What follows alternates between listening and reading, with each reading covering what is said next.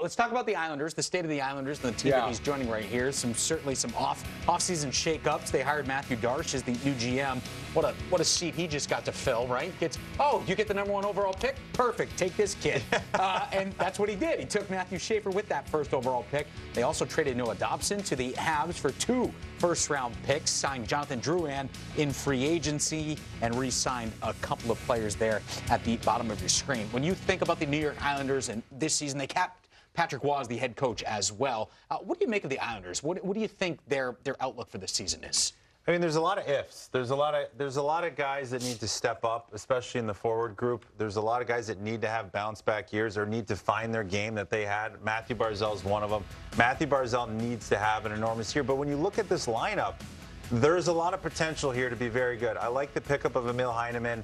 I like this fourth line of Siplikov. I think him getting another year in his belt, very good fourth line. They got some depth, but you need a lot of guys to step up. Johnny Drouin is going to be called upon to be very, get the puck to Bo Horvat, be very good offensively, power play.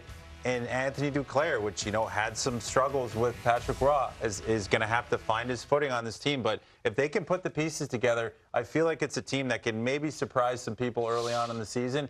But the biggest thing, I think, for this team, this organization, Matthew Darche, they have to take a step forward. They have to take a step in the right direction. They can't go backwards like they have the past year. I think the knock on the Islanders, one of the key questions we've asked in years past, there's just not a whole lot of firepower. Like, there's little Nathan McKinnon, there's little Jake Gensel or those types of weapons up front.